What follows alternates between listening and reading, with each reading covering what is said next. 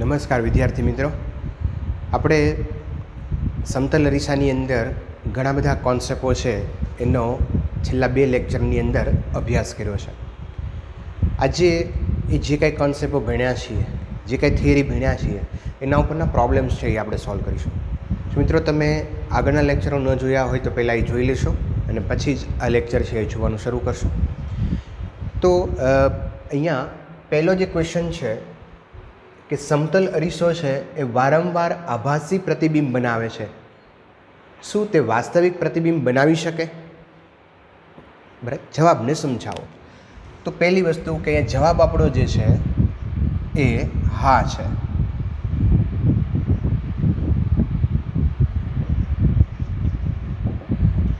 હા, વાસ્તવિક પ્રતિબિંબ બનાવી શકે.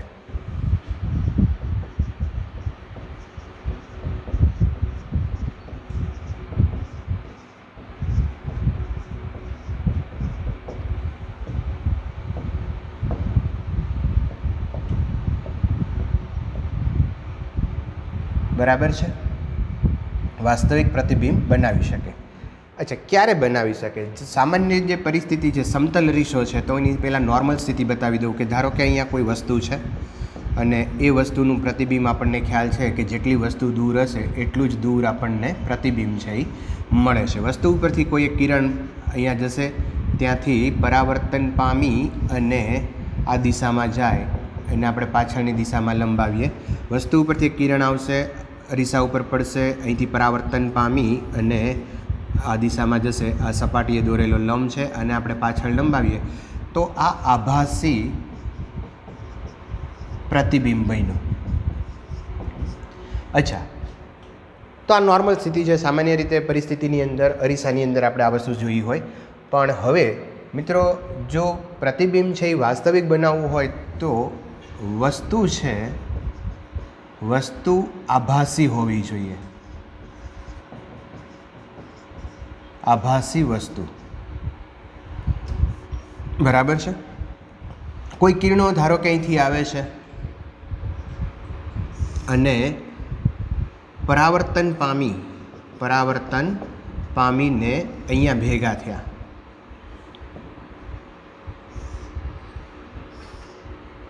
તો આને આપણે પાછળ લંબાવીએ. પરાવર્તન પામીને કિરણો અહીંયા ભેગા થયા છે એટલે આ જે છે એ વાસ્તવિક પ્રતિબિંબ છે, પણ એની સામે વસ્તુ જે છે એ આભાસી છે, આભાસી વસ્તુ છે. એટલે આન્સર શું આવે અહીંયા કે જો આભાસી વસ્તુ હોય તો પ્રતિબિંબ વાસ્તવિક મળે. એટલે સમતલ અરીસો જે છે એ વાસ્તવિક પ્રતિબિંબ આપી શકે ત્યારે જ આપી શકે કે જ્યારે વસ્તુ આભાસી હોય. ઓકે, નેક્સ્ટ ક્વેશ્ચન લઈએ આપણે. ચાલો, તો અહીંયા 20 મીટર લંબાઈવાળા બે સમતલ અરીસાઓ 10 સેન્ટીમીટર અંતરે રાખેલા છે. હું સાથે સાથે ફિગર ડ્રો કરતો જાઉં એટલે તમને આઈડિયા આવતો જાય. અહીંયા એક આ રીતે અરીસો છે,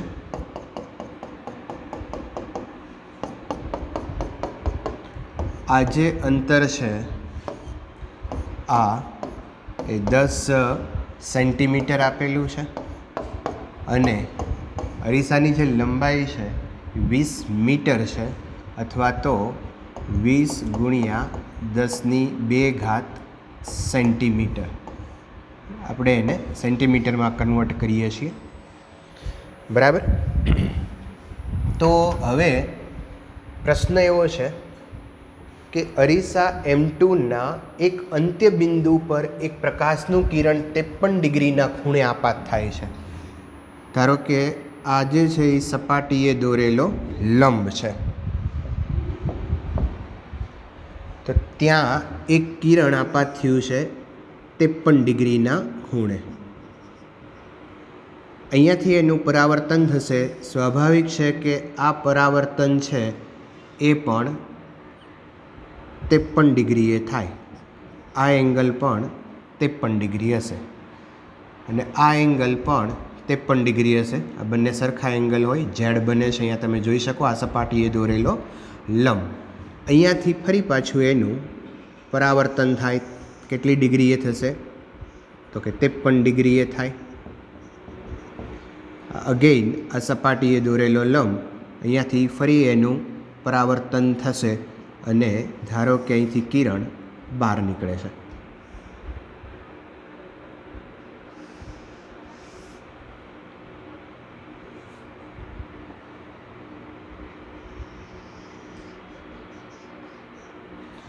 એક સ્થિતિ મેં તમને અહીંયા બતાવી કે કંઈથી કિરણ આપાત થયું છે અને ત્યાંથી 53 ડિગ્રીએ પરાવર્તન પામી વારંવાર પરાવર્તન થઈ અને બીજા છેડેથી બહાર નીકળશે. આ બંને અરીસાઓ છે, બરાબર છે.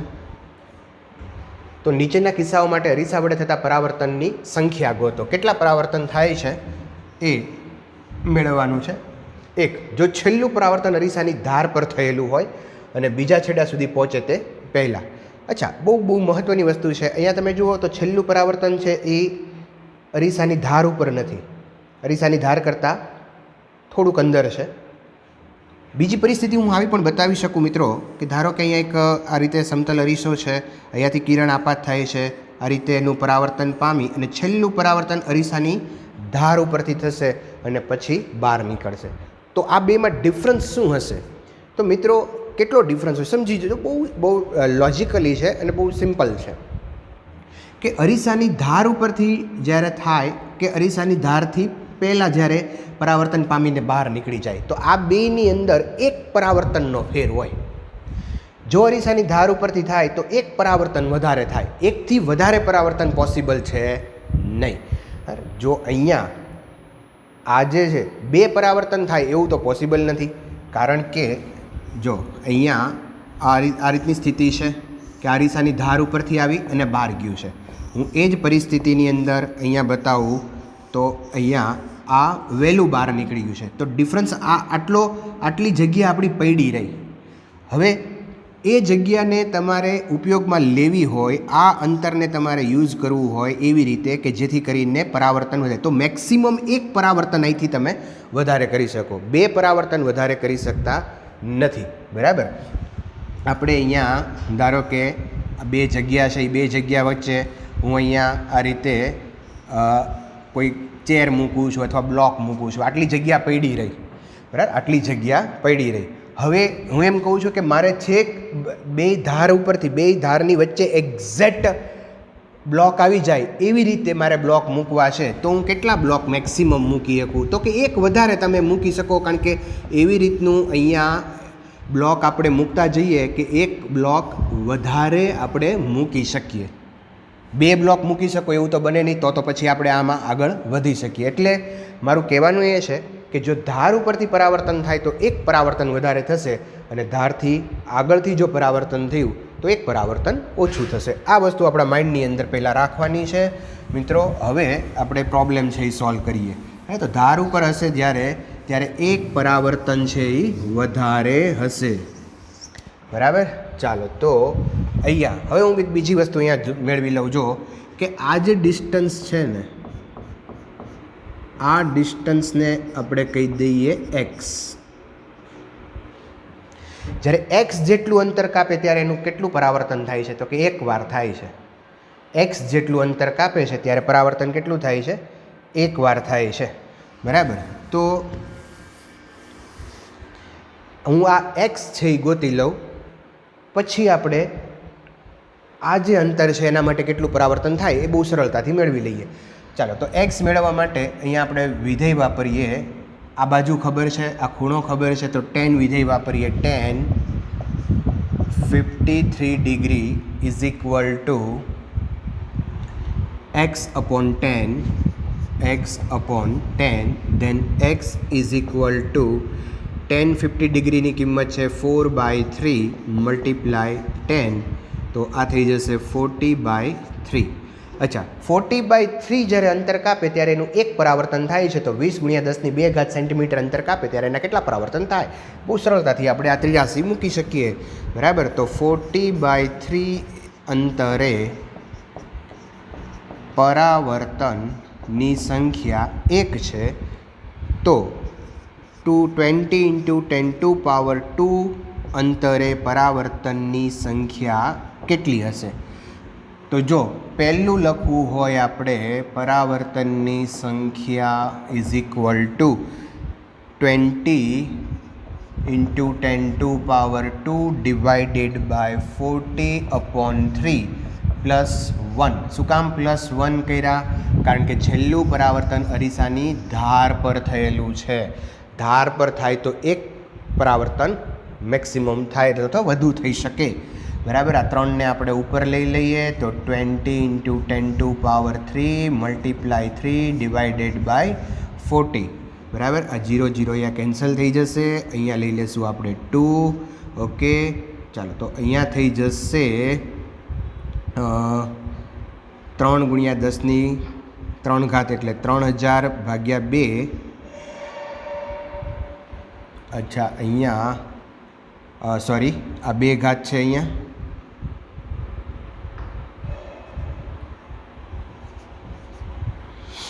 તો અહીંયા થઈ જશે 150. 3000/2 એટલે 300/2 એટલે 150 વત્તા 1 એટલે 151.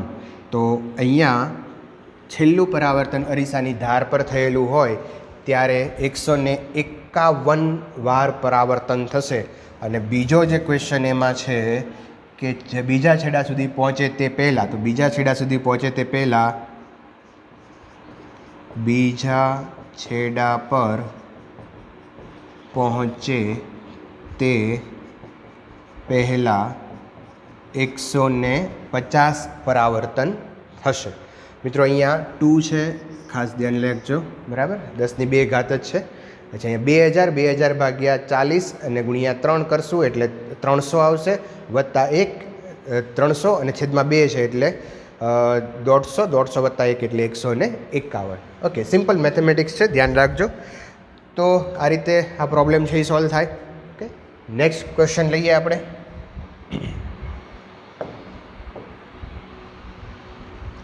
ચાલો, એકબીજા સાથે 30 ડિગ્રીનો ખૂણો બનાવતા સમતલ અરીસાઓ વચ્ચે એક વસ્તુ મૂકેલ છે તો કેટલા પ્રતિબિંબ મળશે? અચ્છા, તો આપણી પાસે એનું સૂત્ર છે પ્રતિબિંબની સંખ્યા ગોતવા માટે m = 360 degree divided by n. પહેલું કામ આપણે આ કરશું, 360 ડિગ્રી ડિવાઇડેડ બાય 30. તો આન્સર આવશે અહીંયા 12. ચાલો, 12 છે એ યુગ્મ છે કે અયુગ્મ અથવા એકી છે કે બેકી? યસ, બેકી છે. હવે જો બેકી હોય તો સીધું જ આપણે પ્રતિબિંબની સંખ્યા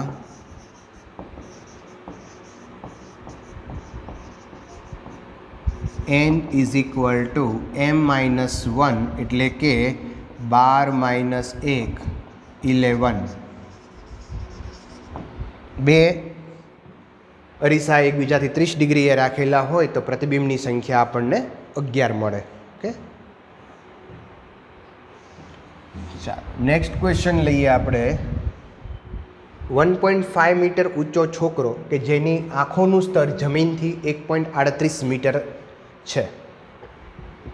પરિસ્થિતિ હું અહીંયા બતાવું છું. ધારો કે અહીંયા એક સમતલ અરીસો છે અને અહીંયા એક વ્યક્તિ છે કે જેની હાઇટ જે છે એ 1.5 છે. આ હાઇટ છે એ 1.5 છે મીટર અને જમીનથી એનું આંખનું સ્તર છે એ 1.38 છે. તે દિવાલ સાથે જડિત કરેલ અરીસાની સામે ઊભો છે. આકૃતિ પરથી દર્શાવો કે અરીસાની કઈ રીતે મૂકવો જોઈએ કે જેથી પોતાનું આખું પ્રતિબિંબ જોઈ શકે. અરીસાની ન્યૂનતમ લંબાઈ શું હોઈ શકે? શું જવાબ આંખના સ્તર પર આધાર રાખે છે? તો પહેલો જવાબ હું આપી દઉં કે આંખના સ્તર ઉપર આધાર રાખતું નથી. બરાબર. બીજું, અરીસાની ન્યૂનતમ લંબાઈ કેટલી હોવી જોઈએ? તો અરીસાની ન્યૂનતમ લંબાઈ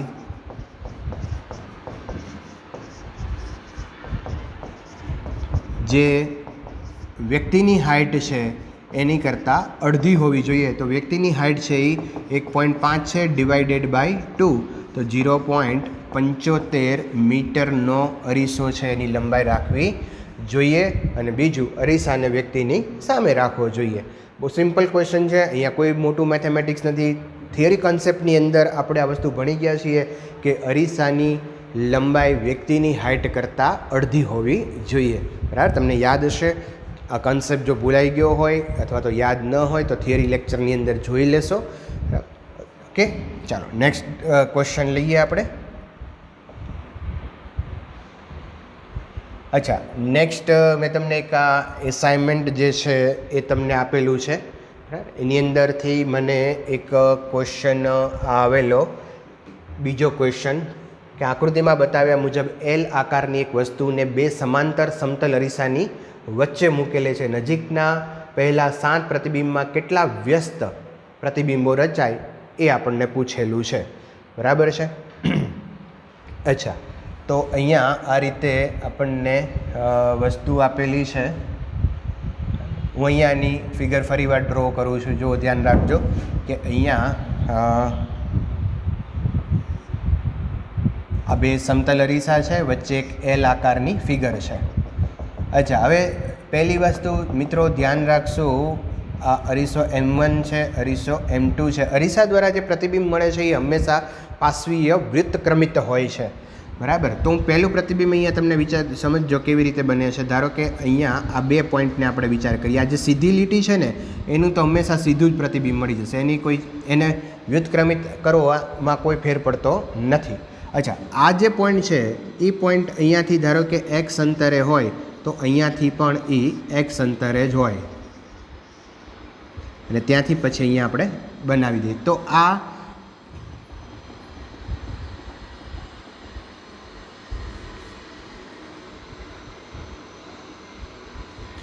જે છે એ પ્રતિબિંબ આપણને પહેલું આ રીતે મળશે. આ ઉલટું પ્રતિબિંબ, આ પહેલું પ્રતિબિંબ થયું.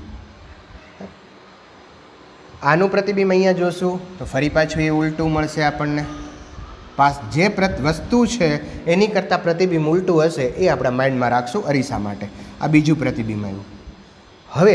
હવે ધ્યાન રાખો કે ત્રીજું પ્રતિબિંબ છે, તારે આ પહેલું જે પ્રતિબિંબ છે એ આ અરીસા માટે હવે વસ્તુ બની જશે.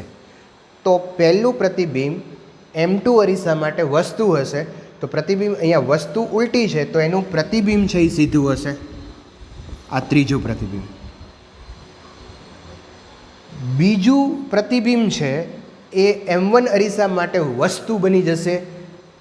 તો પ્રતિબિંબ અહીંયા વસ્તુ ઉલટી છે તો પ્રતિબિંબ એનું ઉલટું થઈ જશે. આ ચોથું પ્રતિબિંબ. ત્રીજું પ્રતિબિંબ છે એ અરીસા માટે પાછું શું બની જશે? યસ, વસ્તુ બની જશે. તો આ વસ્તુ છે એ સીધી છે તો એનું પ્રતિબિંબ આપણને ઉલટું મળે. તો આ થઈ ગયું આપણું પાંચમું પ્રતિબિંબ.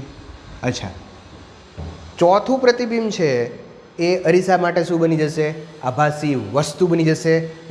આ પ્રતિબિંબ છે એ ઉલટું છે તો એનું પ્રતિબિંબ છે એ સીધું આવી જશે. આમાં આવશે. આ સીધું છે તો આનું ઉલટું આવશે. ઓકે, આ છઠ્ઠું થઈ ગયું. હવે સાતમું. ચોથા સુધી આવ્યા હતા, પાંચમું આવશે હવે.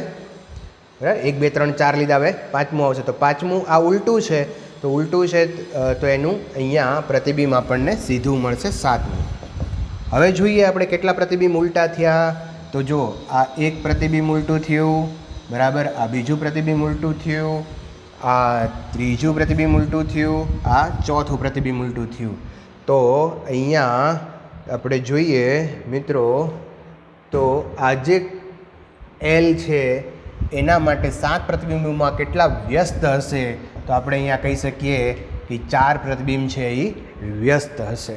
કેટલા પ્રતિબિંબ વ્યસ્ત હશે? આ 4 પ્રતિબિંબ છે એ વ્યસ્ત હોય. બરાબર, તો આન્સર આવશે 4 પ્રતિબિંબ. અચ્છા, બાકીનામાં કોઈની ડિફિકલ્ટી આવી નથી, એટલે લગભગ બધાએ સોલ્વ કર્યા હશે. એમ છતાંય તે હું આ પાંચમો જે છે એ અહીંયા હું કરાવી દઉં એકવાર. આકૃતિમાં એક સમઘન ઓરડાને ઉપરથી જોતા દેખાતો ભાગ દોરેલ છે. સીડી એ સમતલ અરીસો છે. ઓરડાની દરેક બાજુની લંબાઈ 3 મીટર છે. દિવાલ એબીના મધ્ય બિંદુએ કેમેરો છે. મિત્રો અહીંયા તમે જુઓ તો આ દિવાલનું જે મધ્ય બિંદુ છે અહીંયા કેમેરો રાખેલો છે. આ પોઈન્ટ છે એ 1.5 થશે કારણ કે આખી 3 બાજુ છે. અહીંયા કેમેરો રાખેલો છે, અહીંયા વસ્તુ છે. તો એ બિંદુ પર રાખેલ કોઈ વસ્તુના પ્રતિબિંબનો ફોટો લેવામાં આવે તો એ કયા અંતરે મળે? તો એ પ્રતિબિંબનો ફોટો છે એ આપણને અહીંયા ક્યાંક મળે. જે આ વસ્તુ છે અહીંયા અરીસો છે તો એનું પ્રતિબિંબ અહીંયા રચાય. તો આ આપણે ગોતવાનું છે, બરાબર. તો પાયથાગોરસના પ્રમેયનો આપણે ઉપયોગ કરી લઈએ. આ 3 છે, આ 3 છે એટલે આ 6 થઈ જશે, આ 1.5 થઈ જશે. તો તમે આ બાજુનું માપ છે એ મેળવી શકો. તો આ રીતે તમે આ પ્રોબ્લેમ છે એ સોલ્વ કરી શકશો મિત્રો, બરાબર. બાકીના આની અંદર સિમ્પલ છે, પ્રેક્ટિસ કરવી ખૂબ જરૂરી છે. સેકન્ડ લેક્ચરની અંદર ડિસ્ક્રિપ્શન બોક્સમાં લગભગ પહેલાં અને બીજા બેયની અંદર લેક્ચરોમાં તમે ડિસ્ક્રિપ્શન બોક્સ ચેક કરજો. એની અંદર લગભગ 3 જેટલી લિંક મૂકેલી છે કે જે તમને ખૂબ ઉપયોગી થશે. એમાં કોન્સેપ્ટના લિંક પણ છે અને સાથે સાથે MCQની પણ લિંક છે, જે MCQ તમારે સોલ્વ કરવાના છે, બરાબર. ચાલો હવે થોડાક આગળ જઈએ આપણે મિત્રો. ચાલો તો હવેનો ક્વેશ્ચન આવે છે આપણો ગોળીય અરીસો, વક્ર અરીસા. હવે આપણી ટેક્સ્ટબુક મુજબ આપણે અહીંયા શરૂ થયું. ગોળીય અરીસો અથવા તો વક્ર અરીસો, આ ટેક્સ્ટબુક મુજબનું કામ હવે શરૂ થયું. અચ્છા, તો આપણે 2 પ્રકારના ગોળીય અથવા તો વક્ર અરીસાની વાત કરવાની છે. એમાં એક જે છે એ અંતર્ગોળ પ્રકારનો છે અને બીજો બહિર્ગોળ પ્રકારનો છે. મિત્રો ગોળીય અરીસો છે એ કેવી રીતે બનાવવાનો?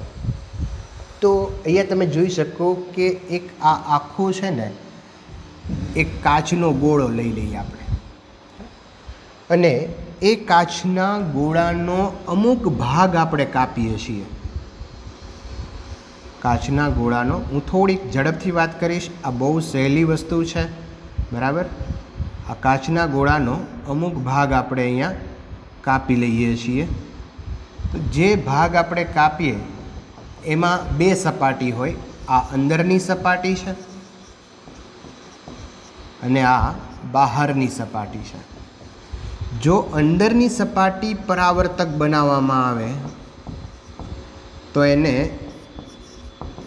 અંતર્ગોળ અરીસો કહેવાય, અને જો બહારની સપાટી પરાવર્તક બનાવવામાં આવે, ધારો કે આ સપાટી છે અને હું અહીંયા અંદર પોલિશ કરી દઉં, અંદર છે ને આ રીતે કોઈ અપારદર્શક કલર કરી નાખીએ, વસ્તુ લગાડી દઈએ, અને બહારની જે સપાટી છે ને એને પોલિશ કરી નાખો, ચાંદીનો ઢોળ ચડાવી દો.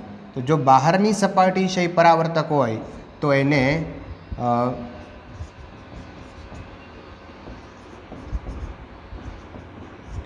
બહિર્ગોળ અરીસો કહેવાય.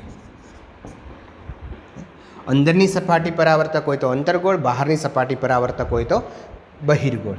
પરાવર્તક કેવી રીતે બનાવશો? તો પરાવર્તક બનાવવા માટે અહીંયા ચાંદીનો ઢોળ ચડાવવાનો, બરાબર. ચાંદી સસ્તી છે, ચાંદી નહીં પણ ચાંદી, ચાંદીનો ઢોળ ચડાવી દેવાનો, બરાબર. તો એ સપાટી છે એ પરાવર્તક બની જાય. ઓકે.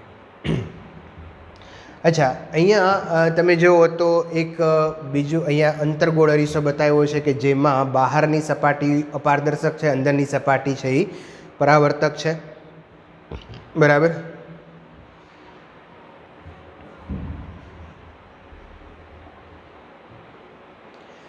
અહીંયા બીજું એક બહિર્ગોળ અરીસો બતાવ્યો છે કે જેમાં અંદરની સપાટી છે એ અપારદર્શક રાખેલી છે, બહારની સપાટી છે એ પરાવર્તક છે. તો આ બહિર્ગોળ અરીસો બતાવેલો છે, બરાબર.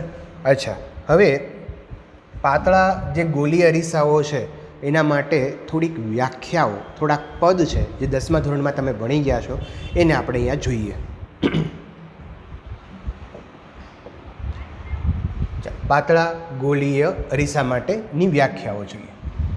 અચ્છા, તો અહીંયા હું અંતર્ગોળ અરીસો એક બતાવું છું.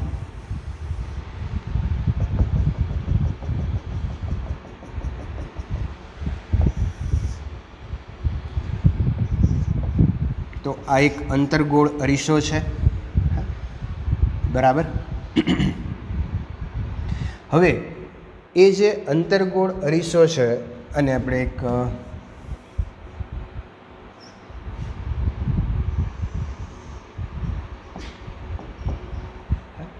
એ અંતર્ગોળ અરીસાનું મધ્યબિંદુ એને કહેવામાં આવે છે ધ્રુવ. અરીસાના મધ્યબિંદુને કહેશું ધ્રુવ. ધ્રુવ આપણા માટે બહુ મહત્ત્વનું છે, કારણ કે જ્યારે આપણે આગળ ઉપર થિયરીની અંદર દાખલાઓ જ્યારે ગણશું, અંતરો માપશું, ત્યારે બધા જ અંતરો છે એ અહીંથી માપવાના છે અરીસાના કેન્દ્રથી. એટલે એ ધ્રુવ છે એ ખૂબ જ મહત્ત્વનું છે. અચ્છા, બીજું એક લઈએ આપણે. અહીંયા એક બિંદુ હું બતાવું છું, જેને આપણે સી વડે બતાવશું, અને સીને કહેશું વક્રતા કેન્દ્ર. અચ્છા, અહીંયા શું કામ બતાવ્યું, અહીંયા જ શું કામ બતાવ્યું, બીજી જગ્યાએ ન બતાવી શકાય? હા, બતાવી શકાય, પણ કેમ, ક્યારે બતાવી શકાય? તો એના માટે એક સિમ્પલ વાત તમારા મગજમાં રાખજો કે આ જે ગોલીય અરીસો છે એ જે ગોળાનો ભાગ છે, ગોલીય અરીસો આપણે ક્યાંથી કાઢેલો છે? ગોળામાંથી કાઢ્યો છે. તો જે ગોળાનો આ ભાગ છે એ ગોળાનું કેન્દ્ર એને કહેવાય છે વક્રતા કેન્દ્ર. એટલે હું આને સપોઝ આમ આખો ગોળો અહીંયા પૂરો કરું, તો આ જે આખો ગોળો બને એ ગોળાનું જે કેન્દ્ર છે ને એને આપણે કહીશું વક્રતા કેન્દ્ર સી. બરાબર. તો વક્રતા કેન્દ્ર કેવી રીતે નક્કી થાય? કે ગોળીય અરીસો જે ગોળાનો ભાગ છે એ ગોળાના કેન્દ્રને વક્રતા કેન્દ્ર સી કહેવાય છે. બરાબર. અચ્છા, એ ભલે રહ્યું, આમ નામ રાખીએ, થોડું કામ છે આનું, બહુ અગત્યનું છે. ચાલો, સી અને પીમાંથી પસાર થતી રેખા, અથવા તો સી અને પી વચ્ચેનું જે આ અંતર છે એ અંતરને કહેવાય છે વક્રતા ત્રિજ્યા. સી અને પી વચ્ચેનું જે અંતર છે એને આપણે કહીશું વક્રતા ત્રિજ્યા. ઓકે. સી અને પીમાંથી પસાર થતી જે રેખા છે એને કહીશું મુખ્ય અક્ષ. સી અને પીમાંથી પસાર થતી રેખા છે એને કહેવાય મુખ્ય અક્ષ. હું થોડું ઝડપથી લઉં છું મિત્રો, બહુ સિમ્પલ છે, 10મા ધોરણની અંદર તમે ભણી ગયા છો, અને આમે આપણે જ્યારે આગળ ઉપર ભણતા જશું ત્યારે એનો વારંવાર આપણે એનો ઉપયોગ કરવાના છીએ. કે તો સી અને પીમાંથી પસાર થતી રેખા છે જેને આપણે કહીશું મુખ્ય અક્ષ. અચ્છા, બીજી એક બહુ ઇમ્પોર્ટન્ટ વસ્તુ યાદ રાખજો કે સીમાંથી જે કોઈ રેખા આપણે દોરીએ છીએ સપાટી ઉપર જાય, જો તમે અહીંયા, તો એ બધી જ રેખાઓ છે ને એ સપાટીને લંબ હોય છે. સીમાંથી દોરેલી કોઈ પણ રેખા છે એ સપાટીને લંબ હોય છે. બરાબર.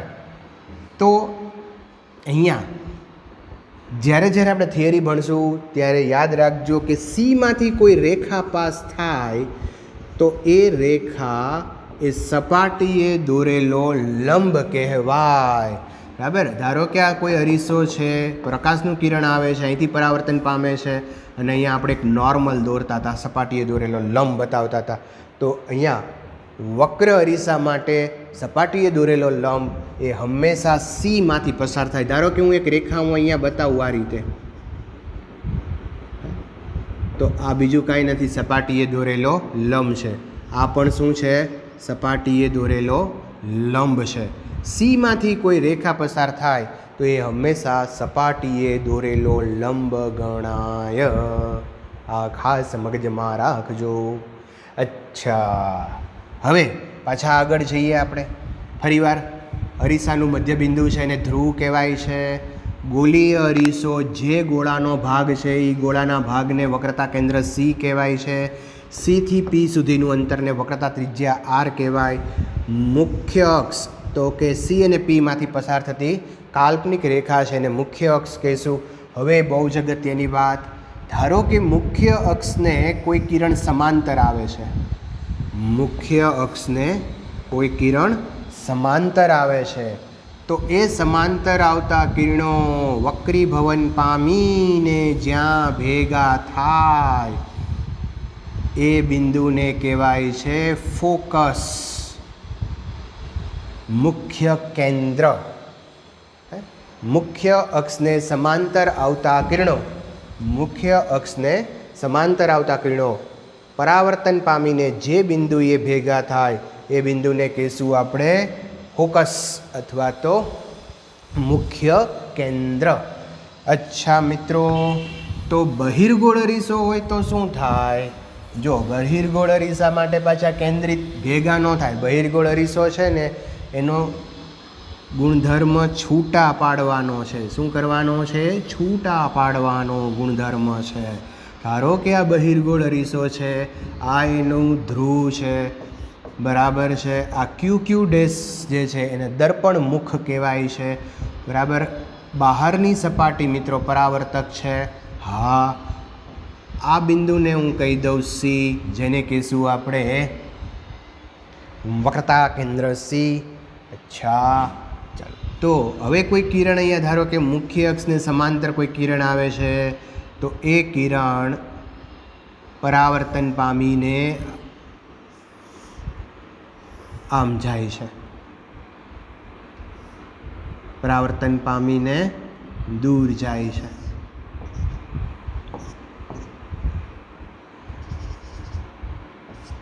સી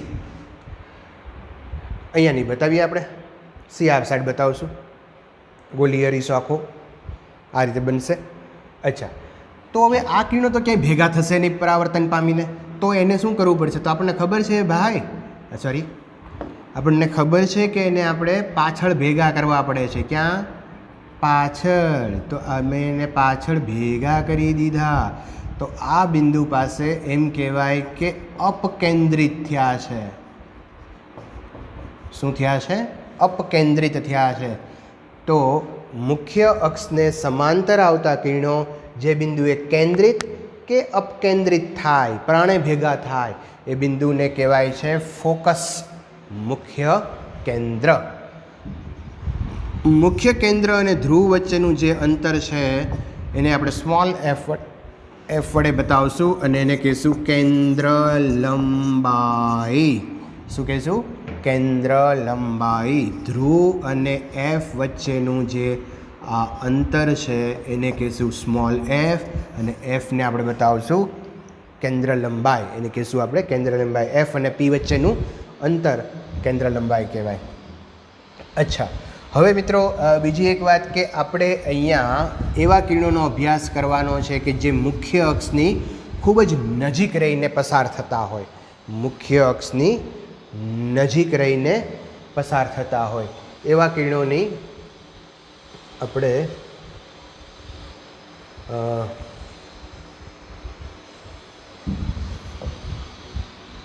મુખ્ય અક્ષની નજીક રહીને પસાર થતા હોય એવા કિરણોનો આપણે અભ્યાસ કરવાનો છે. અને એ કિરણોને કહેવાય છે પેરાએક્સિયલ રે. મુખ્ય અક્ષની નજીક રહીને પસાર થતા જે કિરણો છે એને આપણે કહીશું પેરાએક્સિયલ રે. એને કહીશું આપણે પેરાએક્સિયલ રે. અચ્છા, આ ચેપ્ટરની અંદર આપણે પેરાએક્સિયલ રેનો જ અભ્યાસ કરવાના છીએ. મિત્રો ધારો કે અહીંયા કોઈ એક કિરણ છે કે જે અહીંયા આવે છે, આ ધારો કે કોઈ એંગલ જે છે થીટા, તો આ થીટા છે ને એ બહુ નાનો હશે. આ જે કિરણ છે આની નજીક હશે, પેરાએક્સિયલ રેઝ. થીટા છે એ ખૂબ જ નાનો હશે. બરાબર. અને થીટા જ્યારે નાનો હોય ને ત્યારે અમુક મેથેમેટિક્સના એપ્રોક્સિમેશન આપણે યાદ રાખશું. હું અત્યારે લખી દઉં છું, તમે યાદ રાખજો કે સાઇન થીટા છે એને નિયરલી ઇક્વલ ટુ થીટા લઈ શકાય. જ્યારે આ એપ્રોક્સિમેશન ક્યારે લેશું? આપણે પેરાએક્સિયલ રેઝ માટે લેશું. એટલે કે જ્યારે થીટા નાનો હોય ત્યારે આ બધા સન્નિકટતાના મૂલ્યો છે કે સાઇન થીટા છે એને થીટા લઈ શકાય, ટેન થીટા છે એને પણ આપણે થીટા લઈ શકાય, સાઇન થીટા છે એને ટેન થીટા લઈ શકાય, અને કોસ થીટા છે નિયરલી ઇક્વલ ટુ 1 લઈ શકાય. તો આ વસ્તુ આપણા મગજમાં રાખજો. બરાબર. આ ક્યારે લખવાના છે એપ્રોક્સિમેશન, સન્નિકટતાના મૂલ્યો? કે જ્યારે થીટા નાનો હોય. થીટા નાનો હોય ત્યારે આ બધી જ વસ્તુ આપણે ઉપયોગ કરી શકીએ. તો પેરાએક્સિયલ રેઝ કે જે મુખ્ય અક્ષની ખૂબ જ નજીક રહીને પસાર થાય છે, કે જેનો એંગલ ખૂબ નાનો હોય છે, એવા કિરણોને માટે આ સન્નિકટતાના મૂલ્યો છે એ આપણે વાપરી શકશું. બરાબર છે. અચ્છા, હવે મિત્રો આપણે થોડાક આગળ જઈએ. તો આ બધી બહુ બેઝિક વ્યાખ્યા હતી. બરાબર. વારંવાર એનો ઉપયોગ કરવાનો આવશે એટલે હું થોડુંક ઝડપથી છે એ કામ કર્યું છે. તો હવે મુખ્ય અક્ષ પર બધા અંતરો ધ્રુવની સાપેક્ષે માપવાના છે. હવે બહુ જ એક અગત્યની વાત હું અહીંયા કરવાનો છું. બરાબર. સંજ્ઞા પદ્ધતિની. સંજ્ઞા પદ્ધતિ માટે પહેલી વાત એ છે કે ધારો કે અહીંયા આ આપણો અંતર્ગોળ અરીસો છે, મધ્યબિંદુ એને ધ્રુવ કહેશું, સેન્ટરમાંથી પસાર થતી રેખા મુખ્ય અક્ષ સી, એફ, આ અંતરને કહેશું આપણે આર, આને કહેશું એફ કેન્દ્ર લંબાઈ. આટલી વસ્તુ આપણે ભણ્યા? હા, ભણ્યા. હવે આ બધા અંતરો માપવાના આવે, વક્રતા ત્રિજ્યા, કેન્દ્ર લંબાઈ. પછી ધારો કે હું અહીંયા કોઈ એક વસ્તુ મૂકી દઉં, બરાબર, તો ઓબ્જેક્ટ અહીંયા છે, તો આ અંતરને આપણે કહીશું યુ, વસ્તુ અંતર, બરાબર. તો આ અંતરો આપણે માપવાના આવે. તો ક્યાંથી માપવાના? તો મિત્રો પહેલી વાત કે અહીંયા બધા જ અંતરો ધ્રુવથી માપવાના. ક્યાંથી માપવાના? ધ્રુવથી. અચ્છા, બહુ સિમ્પલ છે એટલે મેં અહીંયા લખીને રાખેલું છે, બરાબર. બધા જ અંતરો ક્યાંથી માપવાના છે? ધ્રુવથી માપવાના છે. તો પહેલું વાત યાદ રાખજો, મુખ્ય અક્ષ પર બધા જ અંતરો ધ્રુવની સાપેક્ષે માપવામાં આવે છે. ઓકે.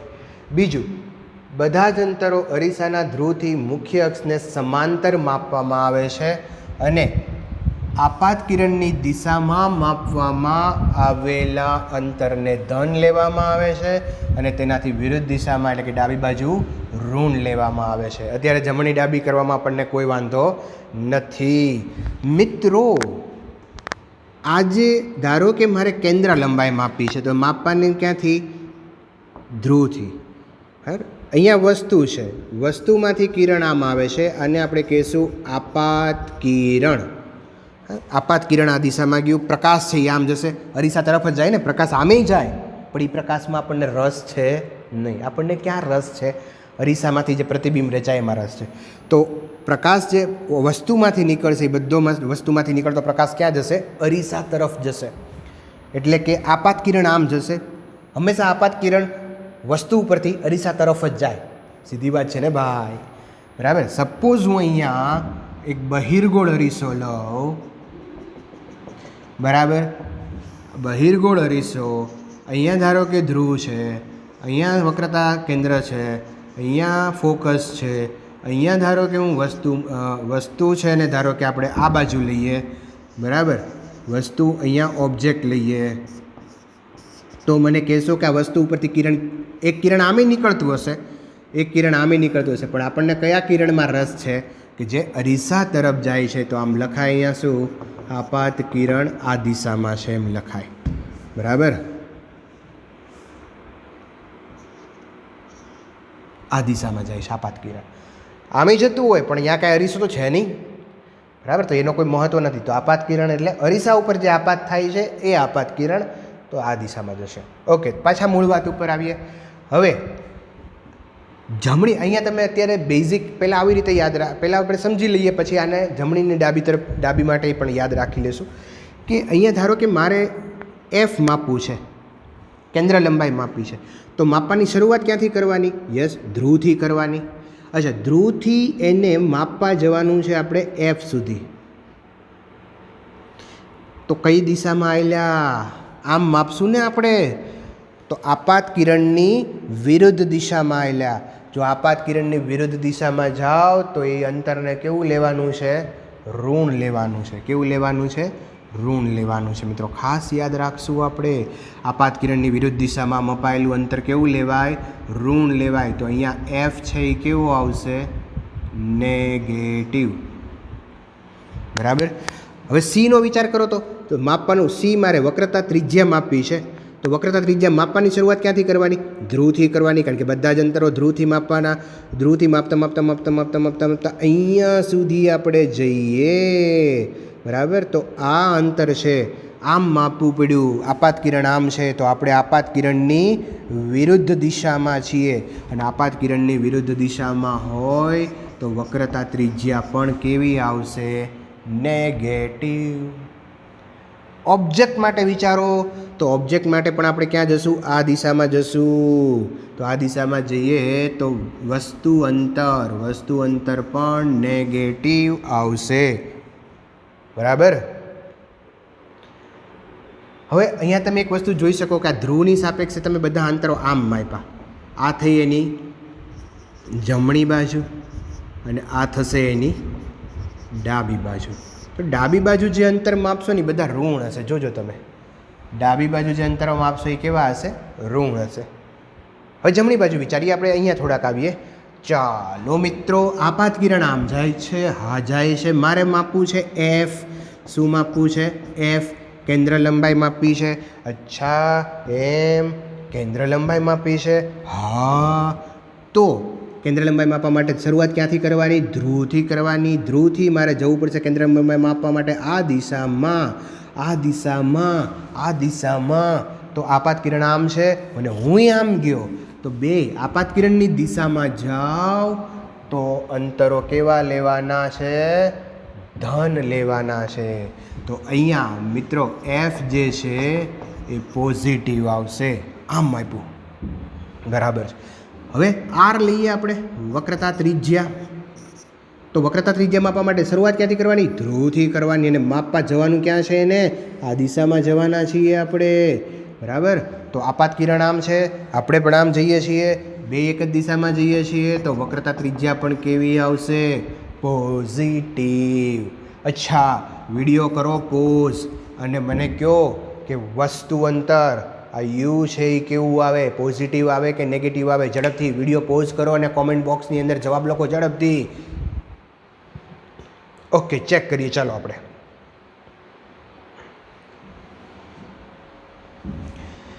જો અંતરો ક્યાંથી માપવાના? તો કે ધ્રુવથી માપવાના. એ ધ્રુવથી માપવા માટે હું આ દિશામાં જઈશ. હા, તો હું આમ ગયો. હું ક્યાં ગયો? કઈ બાજુ ગયો? ડાબી બાજુ ગયો. પણ આપાત કિરણ આપણું આમ છે તો હું વિરુદ્ધ દિશામાં ગયો. અચ્છા, ડાબી બાજુ જાઓ અથવા તો આપાત કિરણની વિરુદ્ધ દિશામાં જાઓ તો નેગેટિવ આવે. તો વસ્તુ અંતર નેગેટિવ આવશે. મિત્રો, જેણે નેગેટિવ કર્યું એને ખૂબ ખૂબ અભિનંદન. અને પોઝિટિવ કર્યું તો એકવાર આગળ જઈને થોડુંક જોઈ લ્યો કે ક્યાં તમે ભૂલ કરી. બરાબર. ચાલો, તો ક્લિયર મિત્રો, નેગેટિવ પોઝિટિવ ક્યારે કયું લેવાનું. અચ્છા, બીજી એક વસ્તુ આપણા માઇન્ડની અંદર ક્લિયર કરી લેજો કે આ અંતરગોળ અરીસો છે. શું છે? અંતરગોળ અરીસો. અંતરગોળ અરીસા માટે છે ને કેન્દ્ર લંબાઈ હંમેશા નેગેટિવ જ હોય.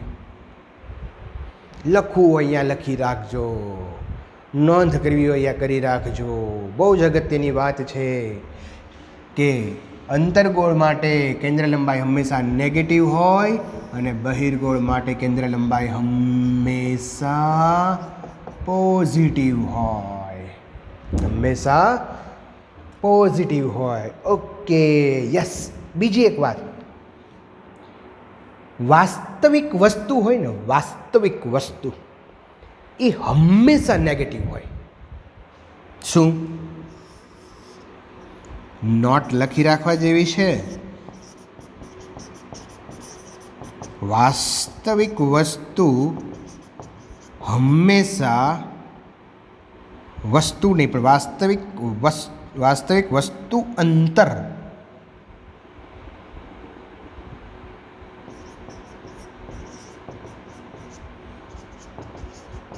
હંમેશા નેગેટિવ હોય. વાસ્તવિક વસ્તુ વાસ્તવિક હોય તો વસ્તુ અંતર હંમેશા નેગેટિવ હોય. પણ જો આભાસી હોય,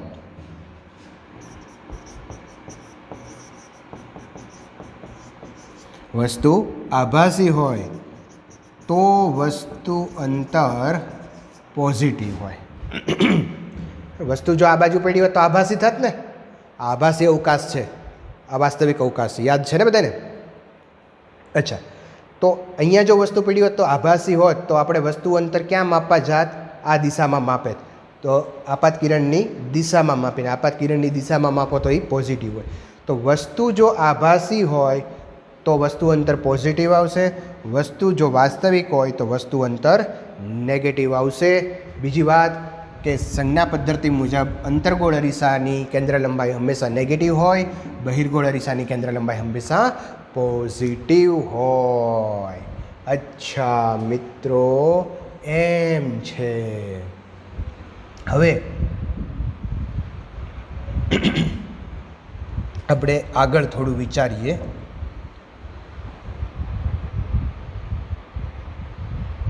નિયમો પહેલાં હજુ એક નિયમ એમાં બાકી છે. તો અહીંયા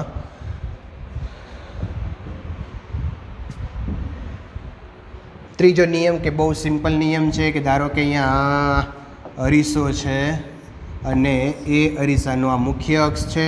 મુખ્ય અક્ષ તરફ ઉપર તરફની જે ઊંચાઈ છે એને પોઝિટિવ લેવાય છે અને નીચે તરફની જે ઊંચાઈ છે એને નેગેટિવ લેવાય છે. બહુ સિમ્પલ છે અને આમાં કોઈને ભૂલ થવાની કોઈ શક્યતા નથી.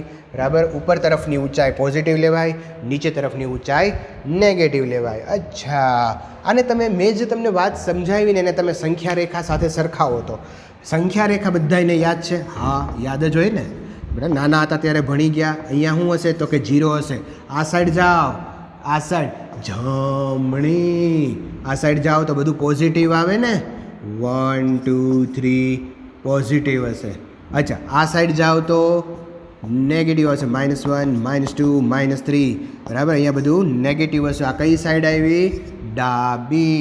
અચ્છા, ઉપર જાઓ તો 1 અને 2 પોઝિટિવ આવશે અને નીચે જાઓ તો -1 -2 નેગેટિવ આવશે. તો સંખ્યા રેખા ઉપર બધા અંતરો ક્યાંથી માપતા હતા? શરૂઆત ક્યાંથી કરતા હતા? કે તો કે 0 થી O થી કરતા હતા. હા, બરાબર. જમણી તરફ જાઓ તો પોઝિટિવ, ડાબી તરફ જાઓ તો નેગેટિવ, ઉપર જાઓ તો પોઝિટિવ, નીચે જાઓ તો નેગેટિવ. આને તમે મેં જ શીખવાડ્યું અગાઉ એની સાથે સરખામણી કરી લો, તમને ખબર પડી જશે. બહુ સિમ્પલ છે. સંજ્ઞા પદ્ધતિ આખા ચેપ્ટરની અંદર આવવાની છે. જો સરખી રીતે નહીં કરો તો મુશ્કેલી ઊભી થશે. બરાબર, અત્યારે તમને એમ લાગશે બહુ સહેલું છે, બહુ સહેલું છે, સાહેબ ખોટો ટાઈમ પાસ કરે છે. ના, એવું નથી મિત્રો. બહુ જ ધ્યાન રાખીને છે. સહેલું, અઘરું નથી. એકવાર માઇન્ડની અંદર બેસી જાય તો.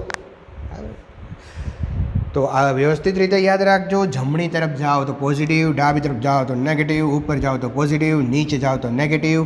બધા અંતરોની માપવાની શરૂઆત કરવાની ધ્રુવથી, અહીંયા ઓથી. ક્લિયર? હે? હા, ક્લિયર.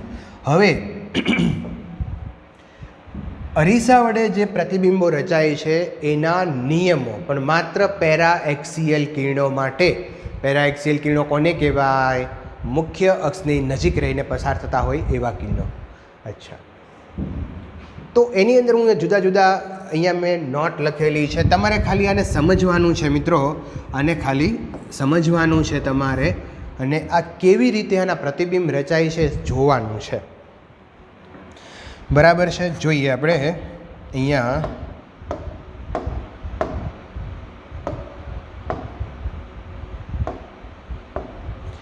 જો મુખ્ય અક્ષને સમાંતર પ્રકાશનું કિરણ પરાવર્તન પામી તેના મુખ્ય કેન્દ્રમાંથી પસાર થાય છે અથવા તો પસાર થતું દેખાય છે. હવે અહીંયા જુઓ કે ધારો કે આ આપણે એક અંતર્ગોળ અરીસો લઈએ. બરાબર, અંતર્ગોળ અરીસો જે છે આ મુખ્ય અક્ષ.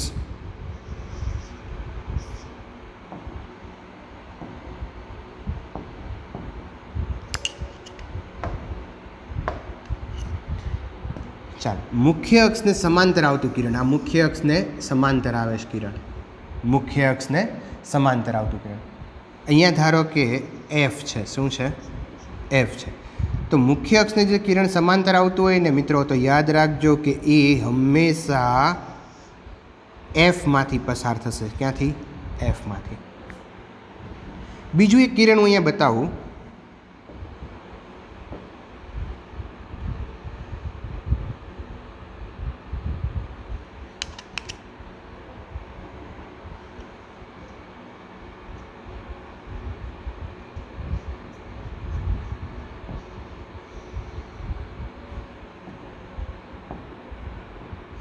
આ એફમાંથી પસાર થયું. બીજું એક કિરણ અહીંયા બતાવું. ધારો કે આ મુખ્ય અક્ષને સમાંતર આવે છે, એ પણ ક્યાંથી પસાર થશે? એફમાંથી જ પસાર થશે. તો આ વસ્તુ માઇન્ડમાં ક્લિયર કરજો કે મુખ્ય અક્ષને સમાંતર આવતું કિરણ હંમેશા ક્યાંથી પસાર થાય? તો કે એફમાંથી પસાર થાય. બરાબર. ધારો કે અહીંયા આપણે બહિર્ગોળ અરીસો લઈએ તો આ મુખ્ય અક્ષને સમાંતર આવતું કિરણ જે છે એ અહીંથી પરાવર્તન પામ્યું તો એ પસાર ક્યાંથી થશે? એફમાંથી થશે. ક્યાંથી થશે?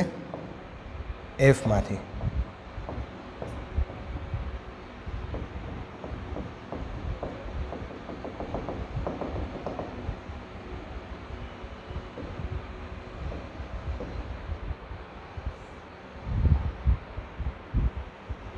ચાલો, થોડોક બોર્ડમાં પ્રોબ્લેમ થયો હતો. તો અહીંયા પહેલું આપણે જોયું કે મુખ્ય અક્ષને સમાંતર આવતું કિરણ જે છે, બરાબર, આપણે પહેલું જોઈ લઈએ. મુખ્ય અક્ષને સમાંતર આવતું પ્રકાશનું કિરણ પરાવર્તન પામીને હંમેશા મુખ્ય કેન્દ્રમાંથી પસાર થાય. બરાબર. બીજી વસ્તુ કે જો પ્રકાશનું કિરણ અરીસાના મુખ્ય કેન્દ્રમાંથી પસાર થતું હોય, બરાબર, ધારો કે અહીંયા આ અરીસો છે, આપણે બધી અંતર્ગોળ અરીસા માટે ખાસ વાત કરીશું, બધું બહિર્ગોળ માટે પણ આપણે ઉપયોગમાં લઈ શકીએ. ધારો કે અહીંયા સી છે, આ એફ છે, તો પ્રકાશનું કિરણ કોઈ મુખ્ય અક્ષમાંથી પસાર થઈ છે. ક્યાંથી? આપાત કિરણ છે આ, કે વસ્તુમાંથી આવે છે. તો મુખ્ય અક્ષમાંથી જ્યારે પસાર થાય ત્યારે એ કિરણ પરાવર્તન પામીને મુખ્ય અક્ષને સમાંતર જશે. મુખ્ય અક્ષમાંથી જો કોઈ કિરણ પસાર થતું હોય તો એ કિરણ પરાવર્તન પામીને મુખ્ય અક્ષને સમાંતર જશે. તો આ બીજો નિયમ યાદ રાખશું. પહેલો નિયમ શું હતો? કે જો કોઈ કિરણ સમાંતર આવતું હોય તો એ એફમાંથી પસાર થાય અને એફમાંથી કોઈ કિરણ નીકળતું હોય તો એ પરાવર્તન પામીને સમાંતર થઈ જાય. બરાબર છે? ઓકે. તો નેક્સ્ટ લઈએ આપણે ત્રીજી વસ્તુ. ત્રીજું શું છે? તો કે અરીસાના વક્રતા કેન્દ્રમાંથી પસાર થતું અથવા તો વક્રતા કેન્દ્ર તરફ ગતિ કરતું કિરણ અરીસા પરથી પરાવર્તન પામી તે જ પથ પર પાછું આવે છે. બરાબર. શું કહેવા માંગે છે સમજો અહીંયા, કે અહીંયા ધારો કે આ ધ્રુવ છે, અહીંયા વક્રતા કેન્દ્ર સી છે, ધારો કે આ એફ છે, બરાબર. તો કોઈ કિરણ ધારો કે આ સીમાંથી પસાર થાય છે. ક્યાંથી? સીમાંથી જો કોઈ કિરણ પસાર થાય તો એ સીમાંથી જ પાછું જાય, કારણ કે સી છે એ શું છે?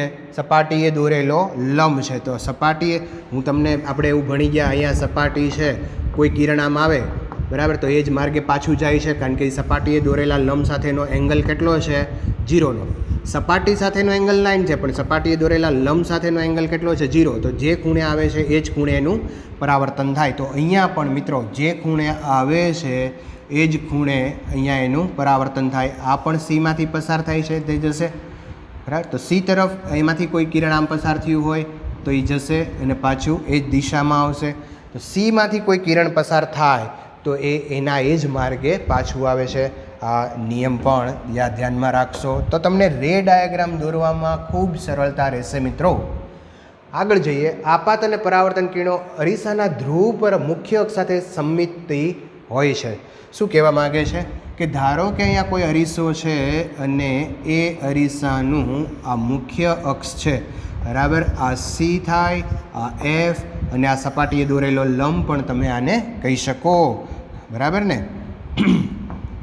ચાલો, તો કોઈ કિરણ ધારો કે અહીંયા સપાટીએ દોરેલા લંબ સાથે આઈ એંગલે આપાત થયું તો એ અહીંથી પરાવર્તન પણ આઈ જેટલા એંગલે થશે, because I is equal to R, બરાબર. અહીંયા જે ખૂણે આપાત થશે એ જ ખૂણે પરાવર્તન થશે.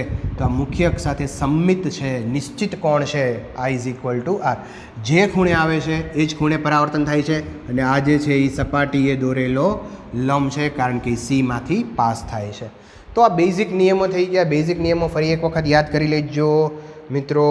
તો અહીંયા 3 નિયમો આપણે ભણ્યા, 4 નિયમો ભણ્યા. પહેલો નિયમ શું હતો?